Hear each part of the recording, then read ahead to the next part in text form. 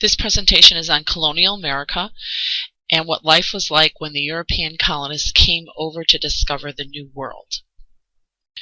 Europeans came over to discover the New World, to have more opportunity and less religious persecution. They started coming very early. In 1502 the Portuguese came, but they didn't settle. And then you can see that individuals came from all different social and religious groups: adventurers, soldiers, farmers, tradesmen. They came from French descent, Spanish, English, and Dutch descent. The first settlement from the Europeans in the New World was in the colony of Virginia, and it was an English settlement that was called Jamestown.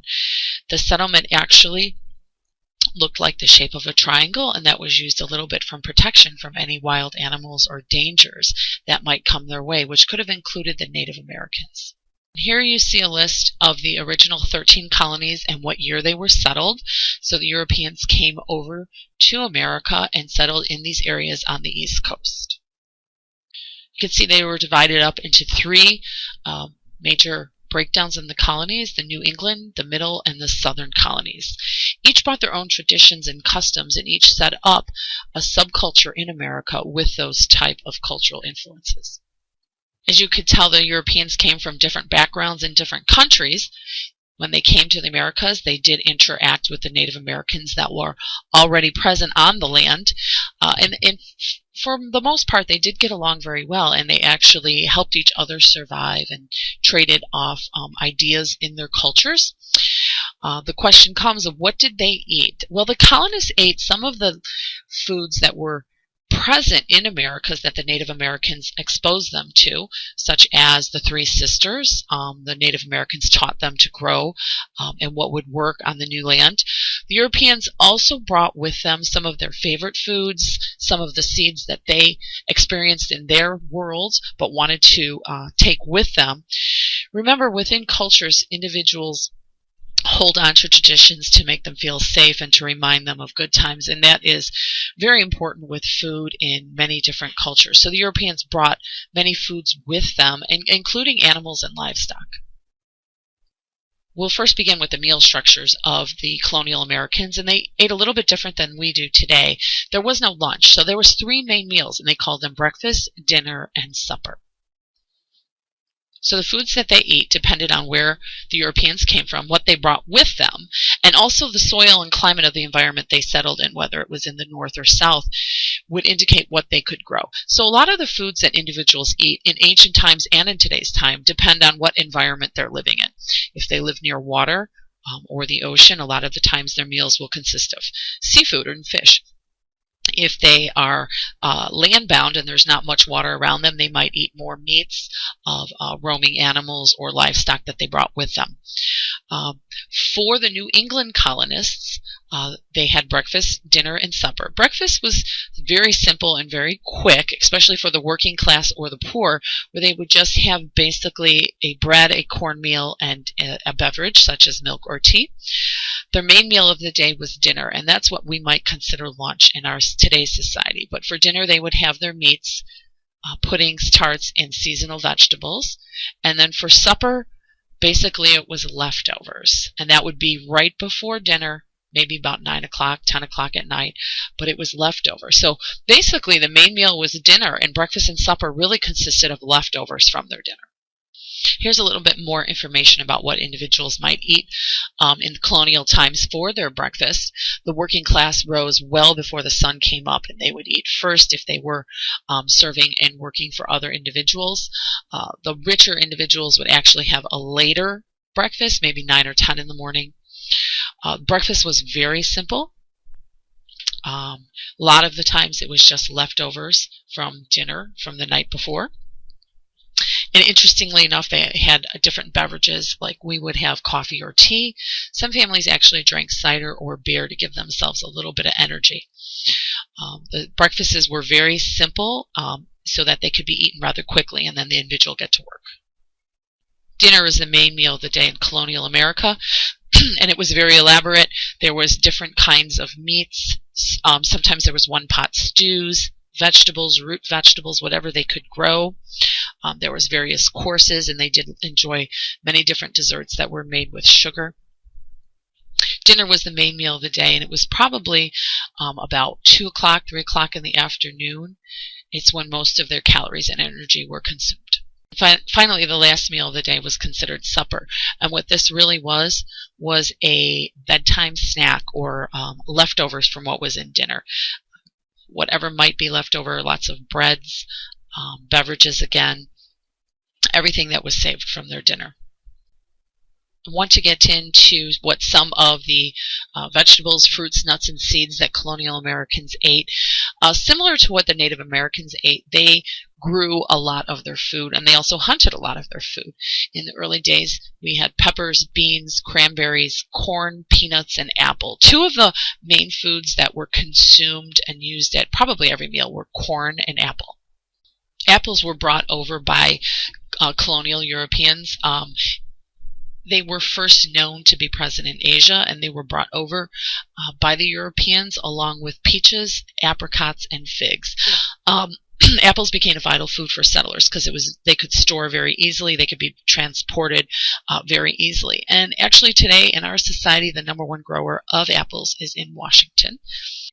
Those that lived on the coast and didn't have much money would eat the fish that were present there. They would eat lots of seafood, and oysters tended to be a very abundant food that poor individuals could consume. They would essentially go wading out into the ocean and grab as many oysters as possible. That's what they would eat. Colonial Americans hunted.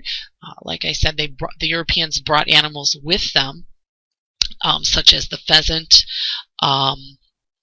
They also brought the hogs with them, and other small animals that they actually would release. They would breed and release into the wild so that they could have their sport of hunting, also a source of food when they arrived in the new land. They also hunted animals that were present on the land, such as venison, raccoon, and other wild small animals. When the colonial Americans arrived, they brought with them wealth and some things that Native Americans had never seen before. They were, at the time, the most affluent society and culture on the planet, and those that had wealth would like to show that off with tropical foods that they might have imported from the islands. They also imported lots of spices. So depending on the socioeconomic status, they had various types of foods that they would eat in their diet. The working class often made one-pot meals. So they would throw all the ingredients into one pot and let that cook for hours on end, and that would be their main dinner. Leftovers from that would be their supper and the preceding breakfast if they had any left over. But the main reason they did cooking in one pot is many families only owned one pot. And to get a better idea of what that might look like, you could copy the URL that I have here for a short video on it. You can also access that in the resource section of this learning module. There was slavery in the colonial America, and slaves were brought in from various parts of the world, most notably Africa. When those slaves came, they did bring their foods and cultures with them as well. They ate foods from their homeland, and they incorporated that into their diet here. Slaves worked on the fields, plantations, and sugarcane plantations throughout the colonial America. They often ate, in addition to their native foods, they often ate discards or things that were thrown out from the wealthier individuals. And we could explore some of their foods and cultures. I have a couple of links in the resources, or you could copy the URL here. Baking in colonial America was done in the kitchen, and the houses back in colonial America had these very massive, what we would call fireplaces or brick ovens that had a dual purpose. They would heat the home, and they also be utilized for cooking. Baking breads and cakes and different things in the oven was an all-day process. In fact, a leader of the house, usually the eldest woman, would cook bread for one entire day from sunup to sundown, and that bread would last for the entire week. And that was her major job at the time, was to bake for an entire day, which would last the individual's families a week. We have to think about it in perspective. There were no stores, grocery stores to go to and buy foods back then. So we couldn't just run to a grocery store to get breakfast, lunch, or dinner. They had to preserve their foods. And there were no refrigerators either. So what the colonial Americas would do is whatever foods that they had, whether it be foods that they hunted, fished, or grew, such as fruits and vegetables, they would have to dry them, can them, and they used a lot of salt in their preservation. Oftentimes, they would store their foods on the lowest level of the home in a cellar. And that tradition had been passed on through the generations, maybe not so present today, but oftentimes our early ancestors, parents, grandparents might have stored their food in the basement or in a cellar in the coldest place of the house so that it would last longer.